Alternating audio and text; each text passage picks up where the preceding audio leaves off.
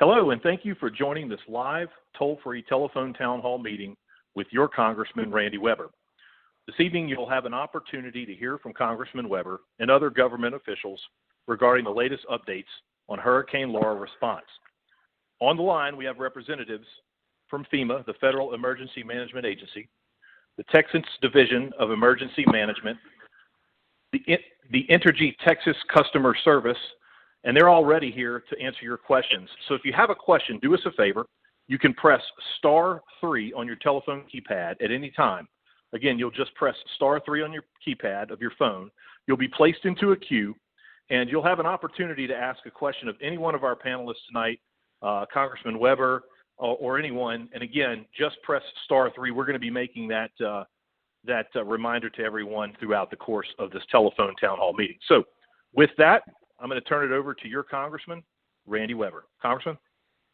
Well, thank you, Jason, and thank you, friends, for all of everybody joining on the call this afternoon. It's been quite a week, a month, a year. My goodness, what a year 2020 has been. And Jason's absolutely correct. We're very glad, very grateful to have Blair Walsh on with us again, Sean Miller, Pam Williams, and Scott Thomas, who are actually going to be able to answer questions specific to the hurricane, their different departments. And so we're very, very grateful for them. They've been working very hard to get us back up and running. We want to thank them once again for all they're doing for Texans. It seems like we've had too many hurricanes and too many disasters, and oh my gosh, too much of this in recent years. And I'll go ahead and issue my first reminder that if you do want to ask a question, please press *3 to be entered into the queue. And I'd also like to take this time while we're getting started to encourage you, if you haven't already yet, to subscribe to my e-newsletter and to take our latest survey about the reopening of our schools at weber.house.gov. There you can also find the latest hurricane preparedness and recovery resources. Friends, let me say, I was born and raised on the Gulf Coast. I have lived in a 20-mile radius for 67 years. When we met with the president last Friday there in Orange County, or the Orange County Convention Center, I guess it's called, we saw lots of devastation. We had a round table with governor and lieutenant governor and Senator Cruz and just a whole bunch of us, Texas Department of Emergency Management officials, FEMA officials, very, very grateful for the president coming in. And I said to them, I've experienced probably more hurricanes than anybody in the room. Even though Dr. Badman was there, he's a little older than I am, but he'd been in the Army and over in Europe for 4 years. I've been here starting way back. My first hurricane was way back in 1961, Hurricane Carla. I'm telling you, going through 10, 12, 15, whatever the number of hurricanes is, over my lifetime. I've watched this for a long time. I've watched the state response. I've watched the federal government response. And I will tell you, there is absolutely no one better equipped or more experienced, sad to say, because it's not the kind of experience you necessarily seek after, in dealing with hurricanes and these kinds of disasters than our local officials, our county judges, our county agencies, our first responders. We absolutely love our first responders. We love our police. While we're on that subject, I'm absolutely not in favor of defunding the police. But anyway, I've watched for a long time, and this time with this hurricane, we were absolutely prepared. And I told this to the president, I've never seen this level of coordination between the president's office, the White House, Governor Abbott, the governor's office, FEMA, the Texas Department of Emergency Management, TDEM, we lovingly refer to them as TDEM, state officials, county officials, city officials, you name it. I've absolutely never seen that level of coordination. And the president nodded his head. He was glad for it. Boy, we were glad for it too. As I like to say, we in Texas here have got it going on, and we want to thank all of our local officials and those agencies for all of their hard work. Again, it's not something that we would seek after this experience, but we absolutely know how to handle these hurricanes. But Lord, if you're listening, we don't need any more practice. I'm just saying, man. Last week, Hurricane Laura was anticipated to make landfall as a strong Category 4 a force storm headed straight for TX-14. Fortunately, most of our district was spared serious damage. However, with Laura making landfall approximately 30 miles east of Jefferson County, many here in our district are dealing with widespread damage, still dealing with widespread damage. Fallen trees, major debris, and many without power.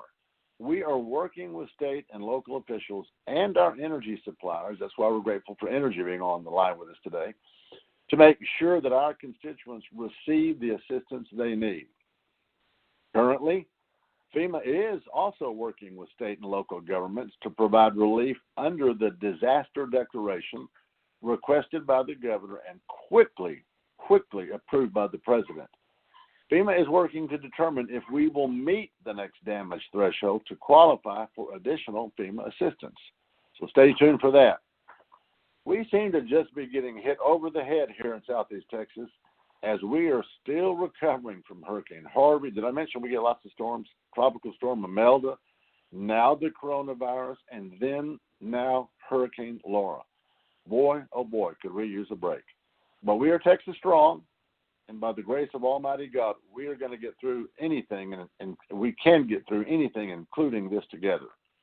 So I'm sure that many of you have questions related to hurricane recovery effort, disaster relief, FEMA funding, and those types of things. So again, I just want to remind you that on the line with us today, this afternoon, to help answer questions are Blair Walsh, Section Chief for Texas Department of Emergency Management, Sean Miller, Assistant Chief, Texas Department of Emergency Management, Pam Williams, Energy Texas Customer Service, and Scott Thomas, FEMA Federal Coordinating Officer. I want to take this time, you'll hear it again because I just can't thank them enough. Thank you all for being with us tonight and for all y'all do for Texas. One last reminder, if you would like to ask a question, please press *3 and you will be entered into the queue. Given the time constraints of the call tonight, if we do not get to your call live, my staff is recording all questions and will follow up with you directly. Once again, thank you for being on the call with us tonight. We're here to serve you. Look forward to your questions and your feedback. And with that, Jason, back to you. Well, thank you, Congressman. And again, if you have a question, we're going to be reminding folks often, please press *3 on your telephone, and we're going to try to get to as many as we can. We're going to go ahead and get started with our first caller, Maddie Jones, who's calling from Beaumont. Matt, are you on the line? Yes, I am. Go ahead. Yes, 5 of us evacuated to my daughter's home in Missouri City. And I'm just wondering, will she be compensated for taking care of us during that time? That's my first question. Okay, Maddie. Well, thank you for being on tonight with us. You don't know this about me, but my father-in-law grew up in Beaumont and actually graduated from Lamar Institute, Technical LIT, Institute of Technology. Wonderful. Great. In 1962 or 3, I think it was. Okay. That's a great question, and we've got, I don't know if that will be FEMA or if that would be Blair. Blair, let me come over to you first. Sure. Thank you. Again, this is Blair Walsh. And so right now, sheltering assistance that is available through the state for those who were transported to shelters or who accessed sheltering or hotels through the state. There is not a process at this time to repay individuals for taking in additional people during evacuation. Okay. My next question is, we live off the West Port Arthur Road in Beaumont. It's an unincorporated area. We have tree limbs here, and we're wondering whether or not someone would be by to pick those limbs up. I can help you with that. Of course, the county goes through there and does debris removal, and our great FEMA is will generally reimburse the counties for that debris removal. In terms of the timing of that, Ms. Jones, it's going to be hard to say because I know that they're inundated. Of course, you're over closer to Orange, more toward the east, And so we've got our great FEMA online with us. I don't know that they get involved in the timeline so much. The county's doing everything they can to get to it. And also, we do exactly what, our great friends over in Louisiana did. We're reaching out to Louisiana. We're reaching county to county, city to city, neighbor to neighbor, and doing as much as we can to help. So I would imagine that the county is doing everything they can to get there as quickly as they can. But you might admit or know that there's a lot of tree damage down over in Louisiana, a lot more than we had in Texas. And so a lot of those crews, I'm sure, is headed that way. But I know Judge Jeff Brannick quite well, County Judge Jeff Brannick, and his wife Sherry, and I can just bet you that they'll be getting to it just as quick as they can. So we really thank you for the questions, and we wish the best blessings on you. With that, I'll yield back, Jason. Thank you, Congressman. Once again, if you have a question, please press *3 on your telephone. We're going to move along to our next caller, Dorothy Whittington, who's calling from Beaumont as well. Dorothy, you on? Yes, I am. Go ahead. Hi, how are you doing, Congressman Weber? I was on the call once. I was on the call once before. My problem is, I'm evacuated from Beaumont, Texas. Yes, ma'am. And I'm in Grapevine, Texas. Yes, ma'am. Our last day is on Friday, but I can't go back to my home. It's not even livable. I sustained a lot of wind damage, but I'm not eligible for FEMA because they said that our county wasn't declared. My thing is, I'm disabled, my husband disabled, and I don't know which way to turn right now. Well, let me check with FEMA because I know that the governor declared 62 counties as disasters. I would be surprised if Jefferson wasn't one of them. We was not one of them because I called FEMA this morning and they told me to keep checking and see if they can do something, but they say our county wasn't declared. Well, Congressman. Yeah, go ahead. Hi, Congressman. This is Blair Walsh with TDEM. So there are basically multiple declaration processes, and so I won't get too deep in the woods, but at this point, FEMA has not declared individual assistance for this disaster. However, Jefferson is one of the eligible Texas counties under the emergency declaration declared by the governor and also by the president. So you should be able to stay where you are. If they do start bringing you back, if the county requests that its citizens we call it repopulating, be brought back, then the county would assist further with housing. So if there's a way to take down your information with the moderator here, we're happy to connect and make sure that we get you set up. So it gets a little confusing, but yes, we can get you to the right place. Okay, thank you. Ms. Whittington, if I could, the number you called us here, that's your phone number that they can follow back up with you? Yes. Okay, I've got it here. I'm going to make sure we get it over to the Congressman's office and to the folks on this call. You got it. Okay, because I called Governor Abbott yesterday, but I'm still waiting on him to get a call back because I called him to ask him what's my next step. Because the money that I did have saved, that's what I evacuated with, and I paid for my motel the first 3 nights, and now I'm out of cash, me and my grandson and my daughter. We're at this hotel right now. The state is taking good care of us as far as us eating and everything and housing us, but they said as of Friday, they put a note under our hotel door last night and said as of Friday, we have to be checked out. And we don't even have no gas to make it back to Beaumont at this moment. And I'm 306 miles from home. My goodness. Yes, well, thank you, Ms. Whittington, for being on the call. We will have, as they said, help for you through our office. Now, thank you. You betcha. We've got your phone number. I see it's the 409 number. Yes, I'm from Beaumont, Texas, and my baby girl just graduated from LIT. Oh, my goodness. Well, she's a little bit behind my father-in-law. Yes. Well, that's good to hear. Blessings to you, and thanks for being on the call tonight. Thank you.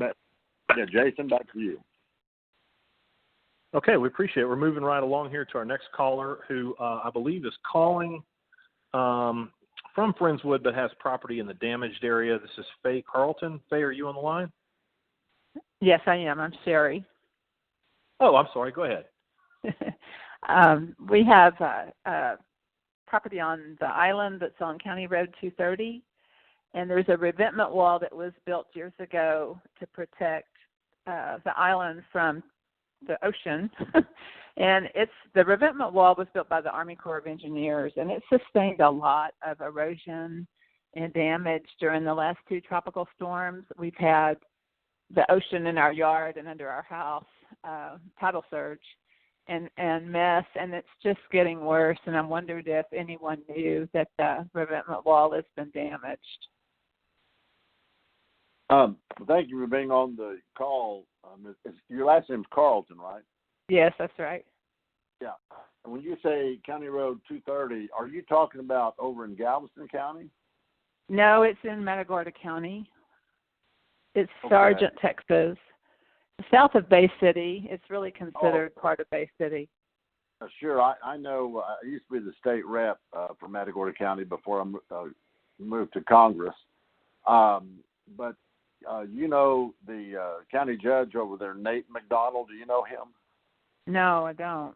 Is that who I need to report it to? Well, yeah. I mean, that's outside of our district. Actually, Michael Cloud, Congressman Cloud, has that county, Matagorda County. Okay. But the county will be working with you over there. Of course, I don't know, and Blair, you might be able to tell me if Matagorda County was one of the 62 counties. I've glanced at the list a couple of times, but my memory at this stage of the game is I'm not sure. Was Matagorda County in that declaration, Blair? Yes, sir. I believe so.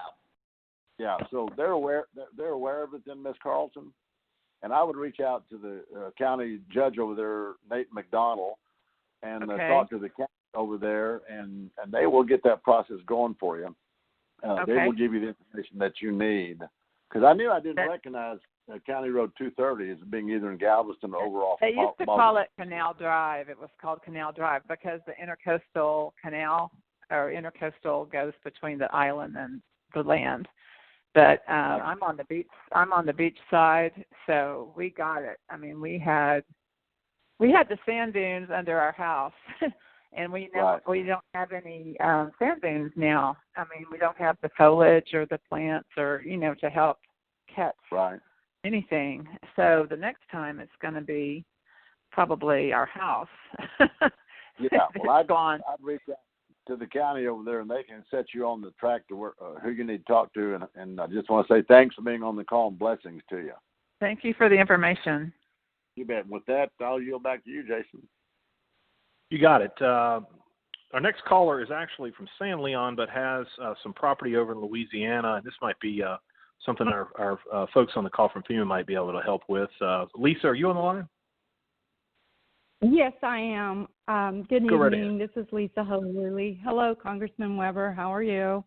Well, hello, Ms. And I Lisa. want to thank I'm doing everybody for. Well, I want to appreciate y'all so much for this town hall meeting. The question I have, I'm a Texas-based company, but I do have a business in Cameron, Louisiana, that we had a shrimp dock. And we had approximately about $250,000 worth of equipment that's completely gone. So, what do we do in Cameron? Is there somebody who do we reach out to over there? Is it FEMA or?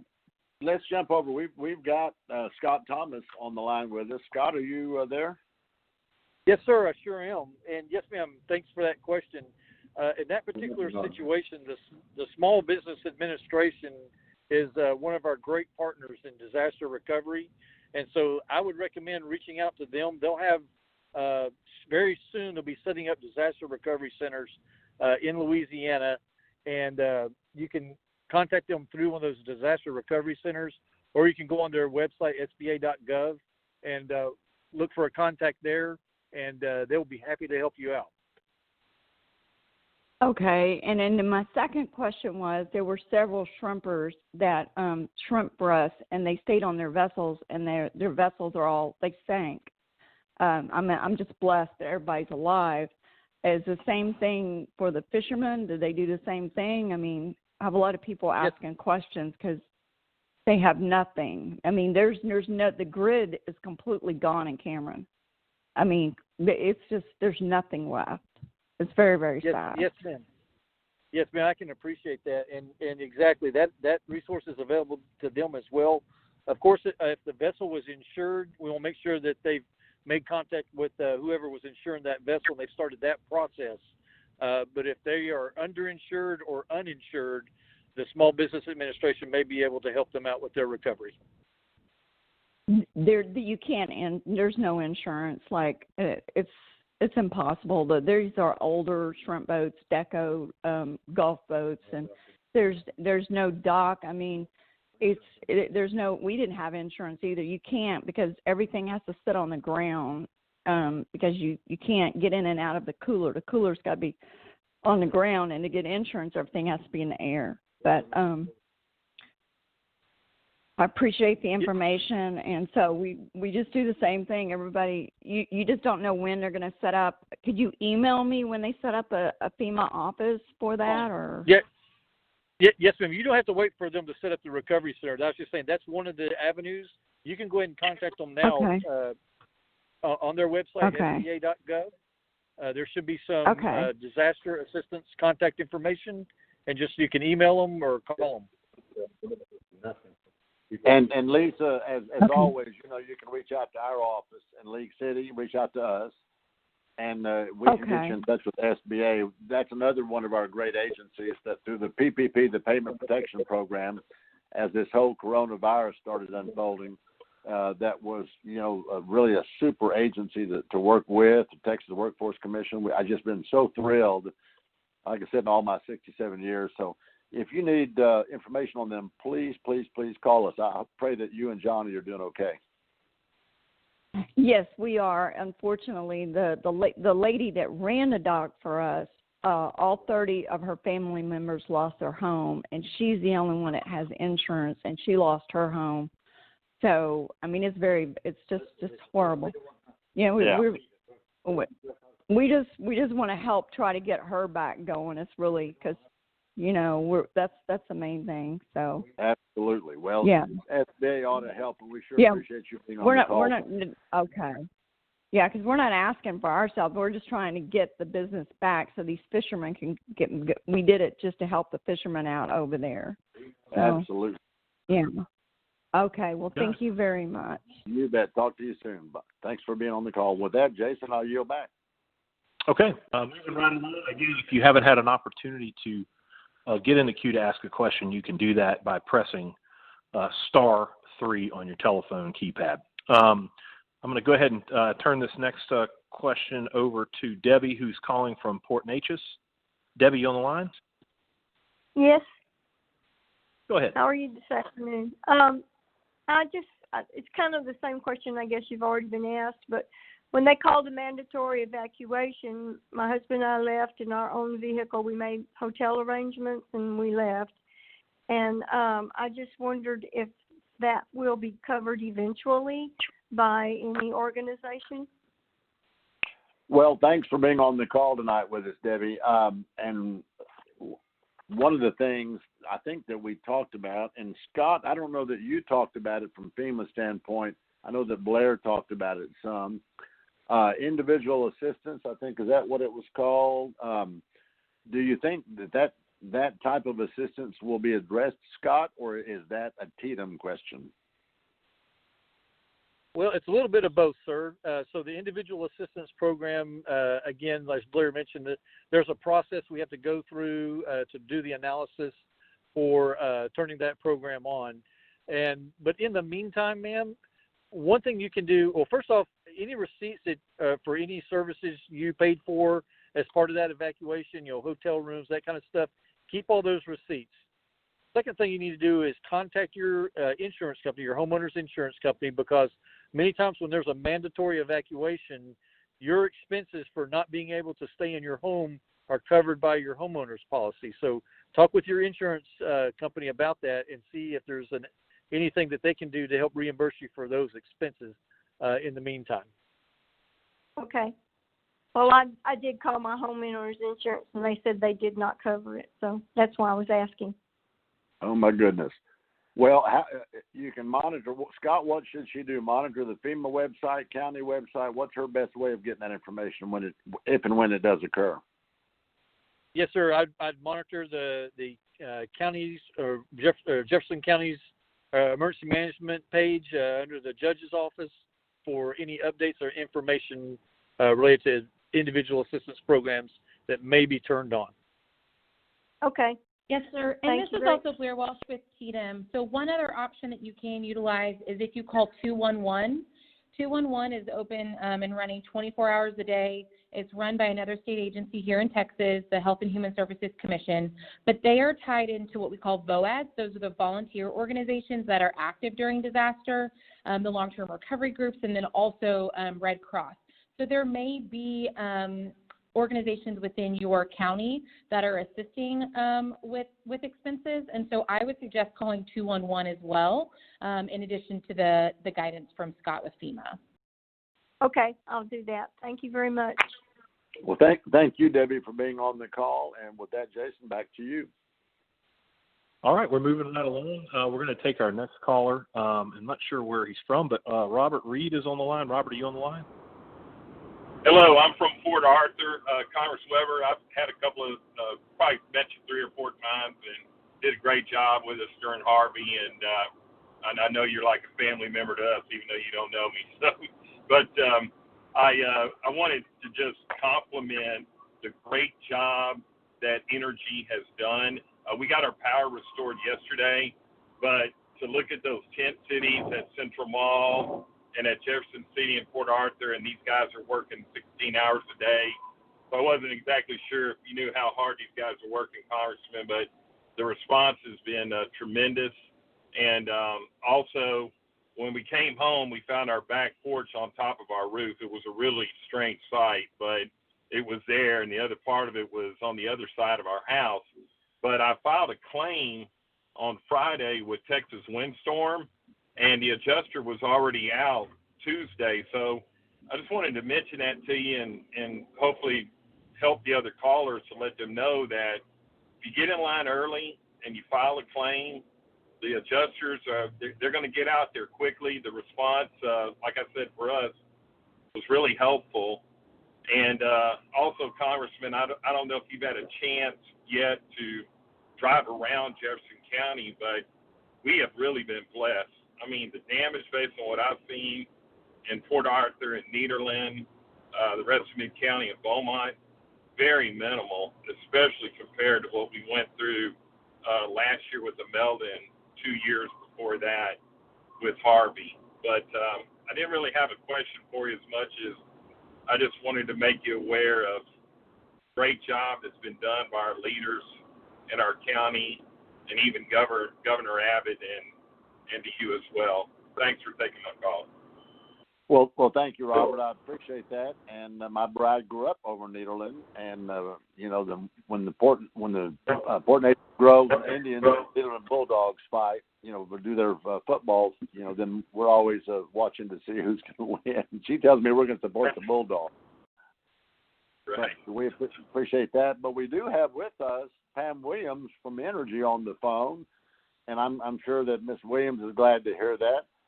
Pam, you want to give us a little bit of an update, maybe? I would just love to, and thank you so much for those kind comments, and just know that I'm going to be passing it along to the workforce that's worked so hard to get our customers back online. I'm pleased tonight to report that here at Entergy Texas, we've restored 95% of the more than 291,000 customers that were without power after Laura. And in fact, our South Jefferson County will be completely restored tonight. And we continue the work over in Orange County and expect to pick up roughly about 7,000 customers tonight. We'll probably carry over about 8,000 into tomorrow. And our estimated restoration time for our customers in Orange was Friday, September the 4th. There is an outside chance we may be able to get them all on tomorrow. We are working hard to make that happen. Congressman, one thing I wanted to mention, if I could, is that this storm has really done damage to our transmission and substation facilities.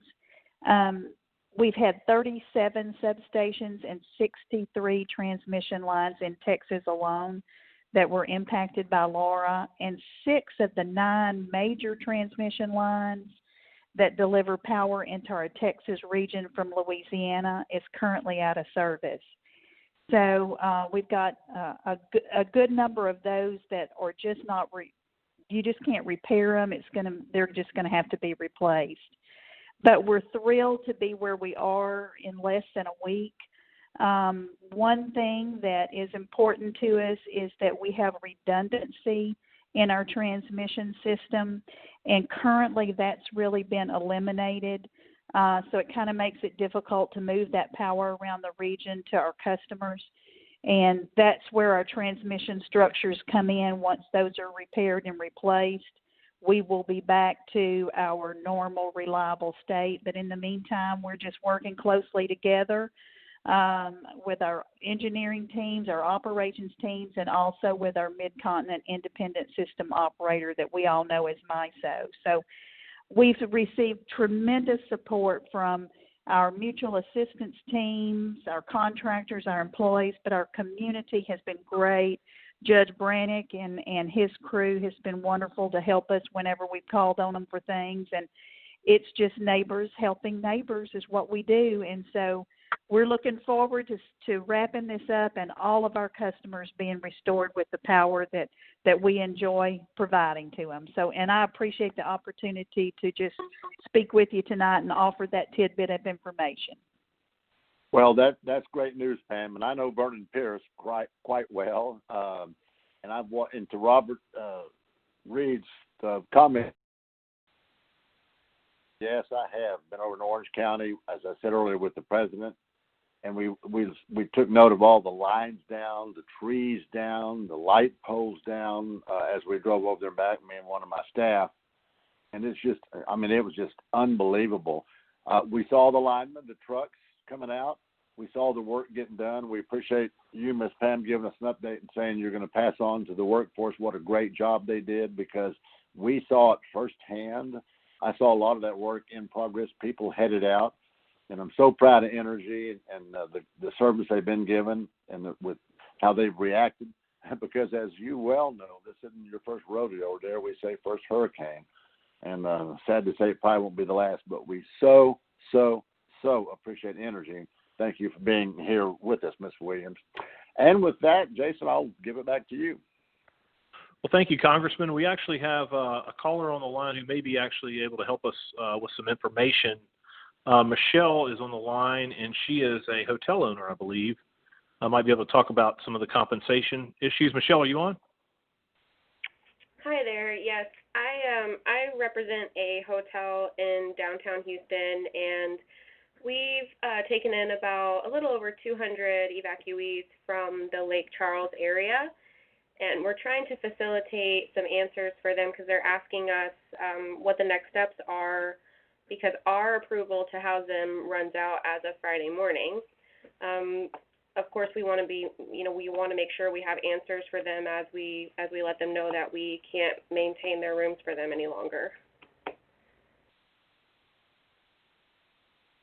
Thanks for being here, and let me hand that off, I guess, to Blair. You're going to have be the best source of information there. You want to fill her in on the best information for her? Sure. So we actually pushed out a press release this evening in relation to that. So evacuees who are seeking assistance, I have a phone number for them. For the eligible Texas counties and the eligible Louisiana parishes, if they are able to provide documentation over the phone and upon arrival that demonstrates that residency, they'll be taken care of. So let me give you that number. It is 1-888-991-5229. And again, that's 888-991-5229. And TDEM is working in coordination with Louisiana on messaging and support for their residents. Of our 10,781, I believe is the exact number, evacuees that we have throughout the state, about 6,000 are from the state of Louisiana. So we are working very closely with them to coordinate a safe return for them.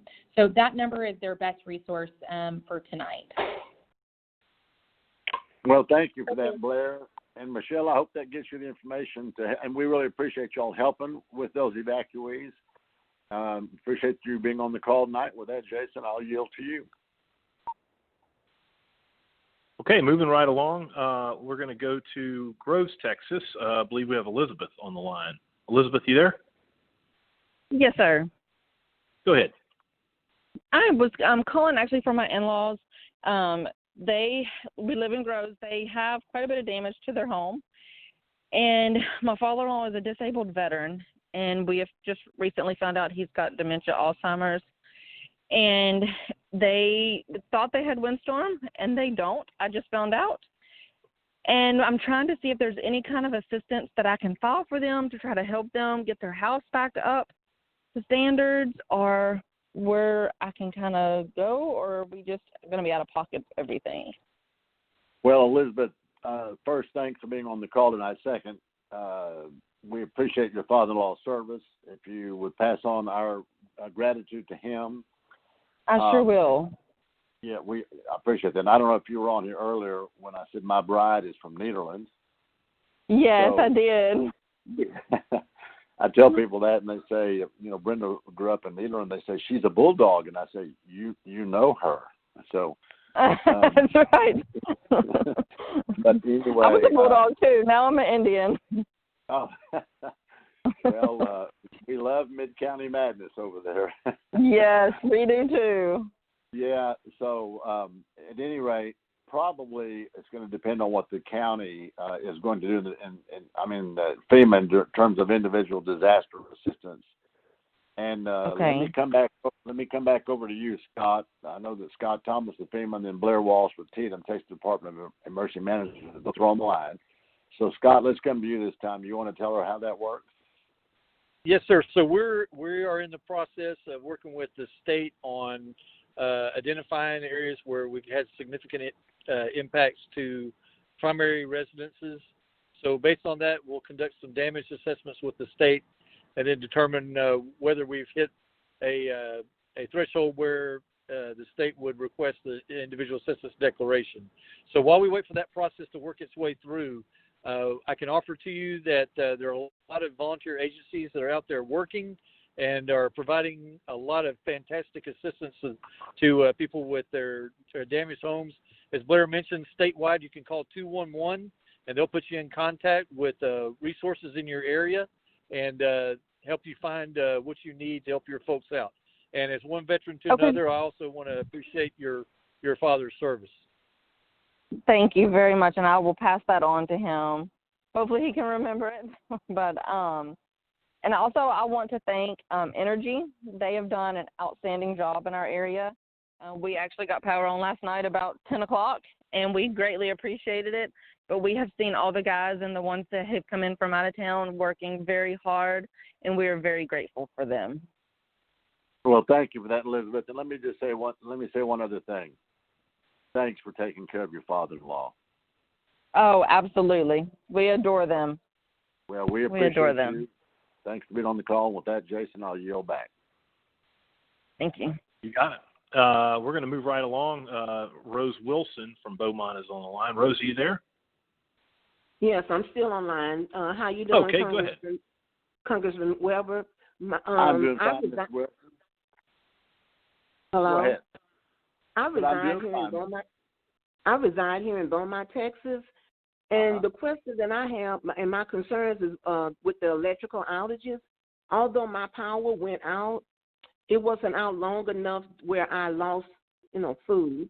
I do know of families that has lost a great amount of their food. And would there be any resources that I can probably discuss or give them a number to assist them in restoring their food?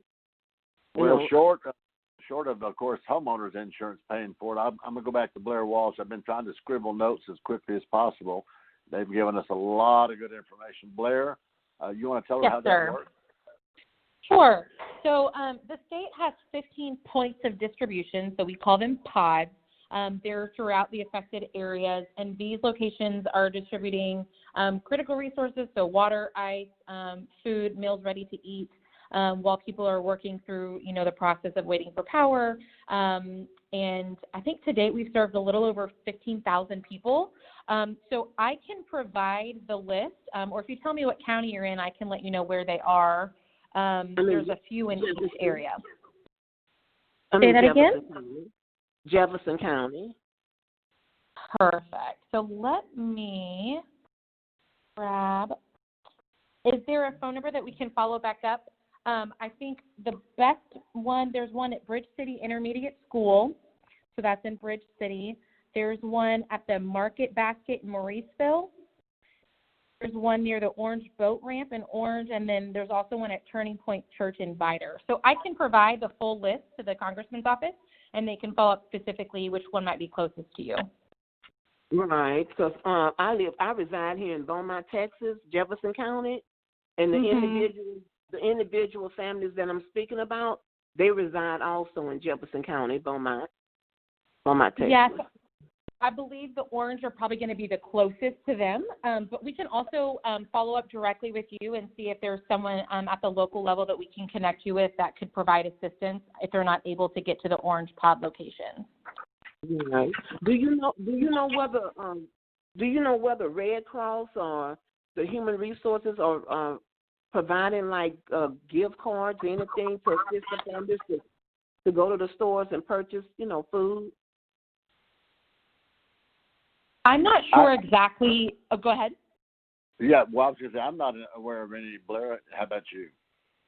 No, sir. But again, I would suggest calling 211. They may have direct resources that are local from churches and long-term recovery groups, and would also have the American Red Cross information. Yeah,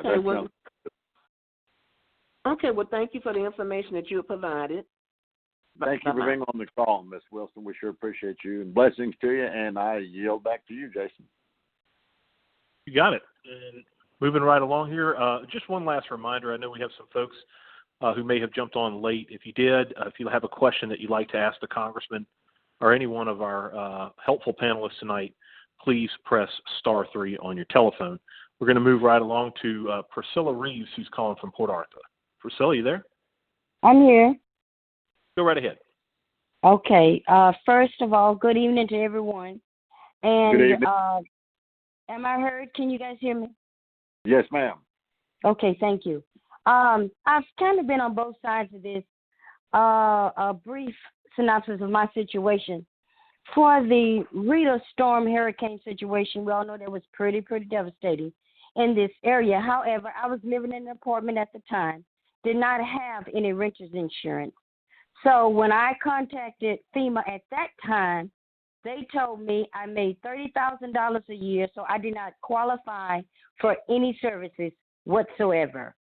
However, because I was not the landlord of the apartment and the landlord did not want to tarp the building, I lost every single thing in every room of that apartment.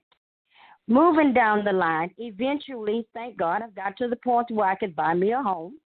Of course, I had homeowner's insurance, and then the Harvey storm came. I know we had some in between there, but thank God I didn't get affected by those. However, I did get affected by the Harvey storm. And then my insurances went through this homeowner versus windstorm situation. And while they were going through that tussle, I contacted FEMA. And at that time, FEMA told me, well, again, you don't qualify for anything because you have insurance. Okay.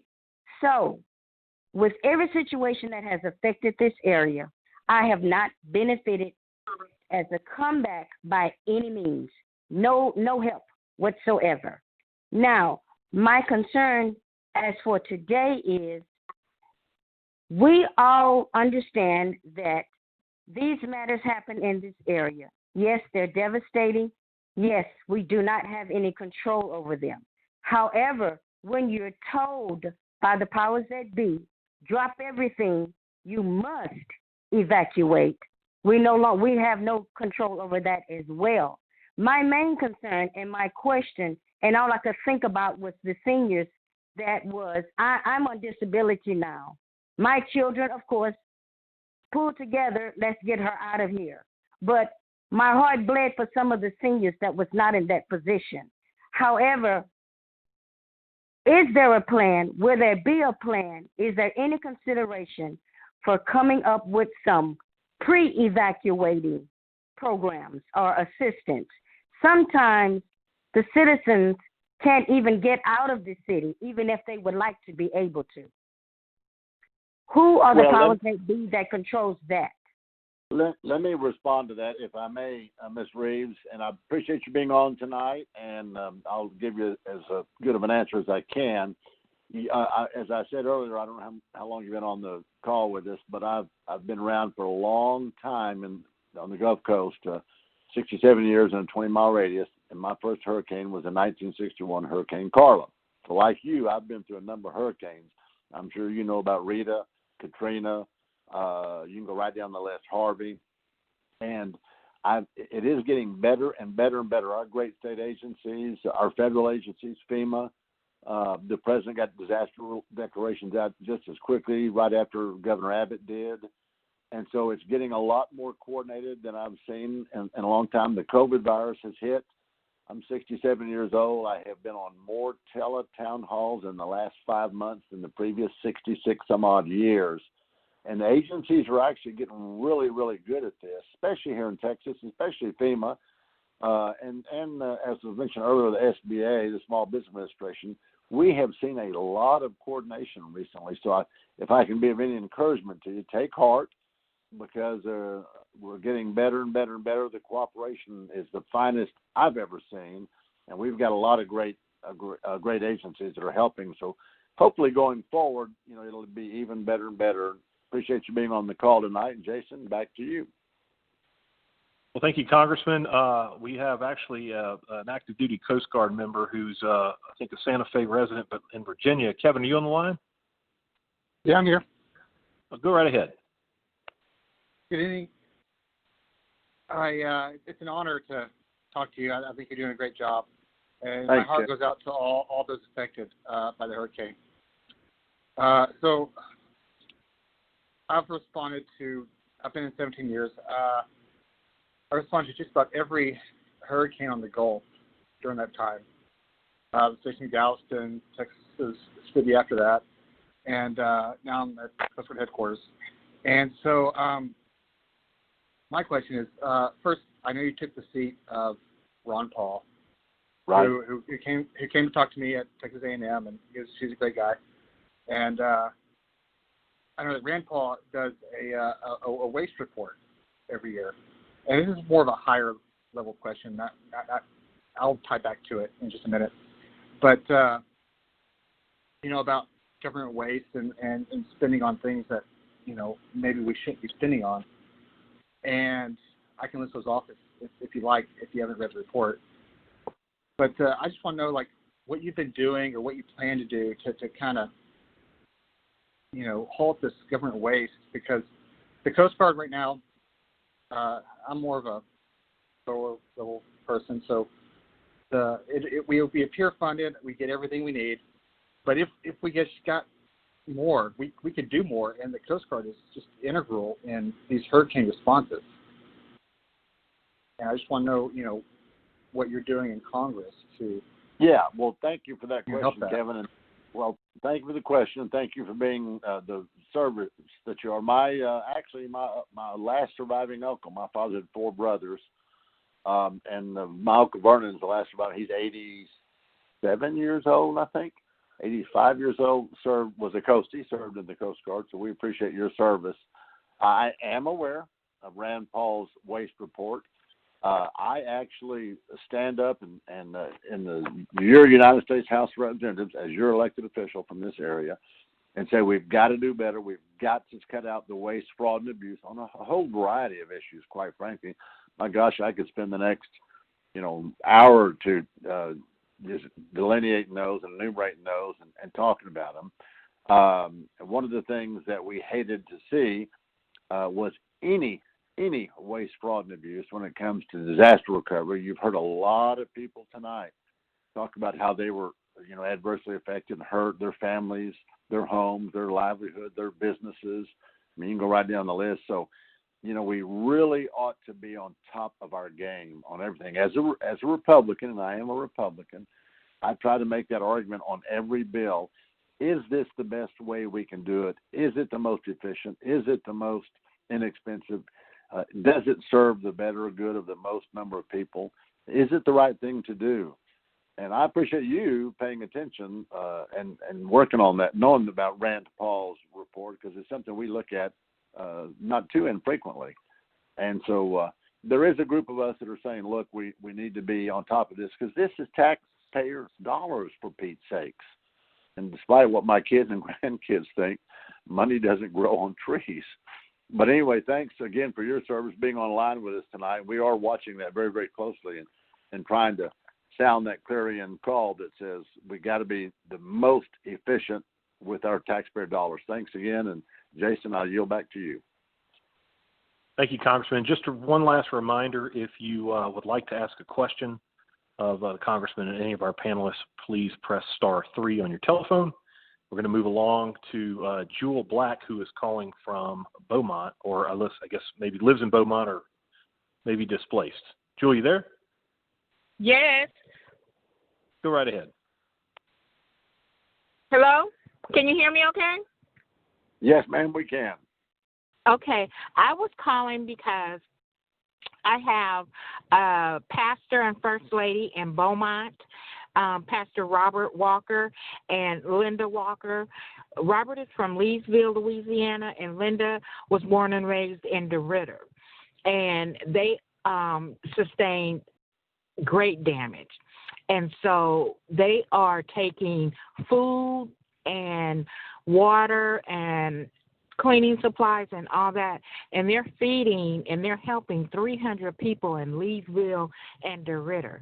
And we can't find a phone number or any kind of resources to contact to say these people need help, like to keep the generators running, They have nothing there, and the lights aren't on yet in the town, and, they have no services.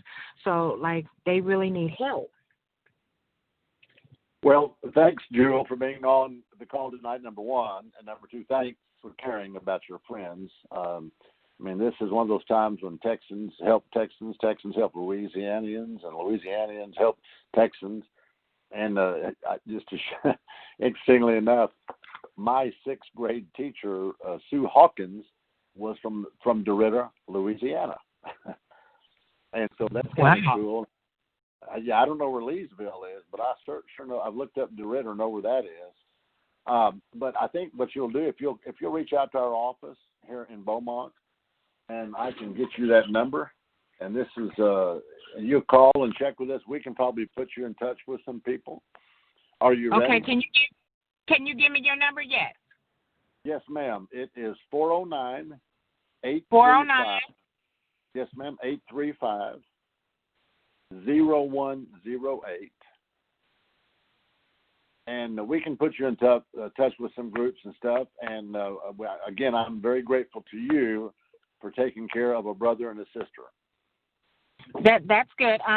Their church is Iconium Baptist Church, and it's on Threadneedle in Beaumont in Jefferson County.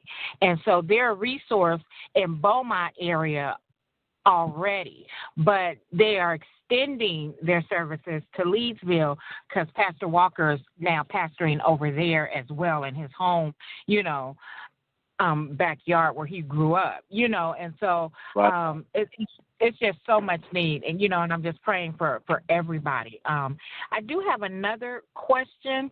I know you're a Republican, and so when you are making decisions for the Beaumont, Jefferson County area, which I live in, are you only representing just the Republican interest and not like the Democratic interest? Because I heard you say you don't want to defund the police, but there are a lot of other monies that could go for, you know, services that are needed in Jefferson County. And I just want to, like, we all live here and we have to live here together, you know, and I'm an independent, so I'm not leaning towards Republican or Democratic. I just want the solution and the problems to have the solutions, you know, to be found. And so yes. You're singing my tune. I need to take you on the campaign trail with me, because the truth of the matter is my bride grew up over in Nederland. Jefferson County has a lot of great Democrats. It's not just whether you're Republican or Democrat. I'm a Christian. I think we ought to operate, well, I try to operate as much as I can according to God's word, as much as humanly possible. And I think if you were to reach out and talk to some folks over there, Pastor John Adolph of Antioch Baptist Church, we've been over there. We have been representing, I think that most people would agree that we really do represent our whole district. Republican or Democrat, basically, and so that's the way it works. But yes, ma'am, when it comes time to looking out for our folks, our people in our district, and I'll even go a little bit further than that. It doesn't matter whether you're Republican or Democrat, whether you're a Christian or not, whether you're black or white, whether you're Hispanic descent, whether you're Asian. You can go right down the list. I was elected to represent people. I don't know if you knew who Nick Lamson was. He texted me the other day, had a need about a passport, and I said, Nick, we are on it. And so if you ever have a need, please, please, please reach out to us, because, yes, ma'am, I represent you. You're the reason I ran. And so I'm grateful for you being on the line, and thank you for bringing that up.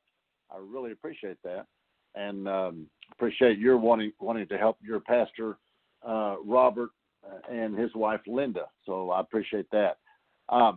Jason, I will give it back to you. You got it. Ms. Dulcie Browning from Jefferson County is on the line with a question. Ms. Browning, you there? I am. Go right ahead. Okay. Thank you for having this call. I don't always get to hear them. Sometimes I get a call and they say it's, Randy Weber's team, and I'm not able to do it, but tonight I was able to. Just a real quick question. First off, thanks to Energy for all that they've done. Thanks for, the FEMA and everybody that's been working together, helping. Normally I'm right in the, in the thick of it if I can be, but just this time I'm not able to get to Louisiana and work too. So thank goodness I still have a job and, can do that. But anyway, my question is, when you have evacuated, and y'all may have already gone over this, and I apologize if I'm repeating, but is there any kind of, like keeping receipts, that kind of thing? I didn't have to stay at a hotel. I stayed with my daughter up in Dallas.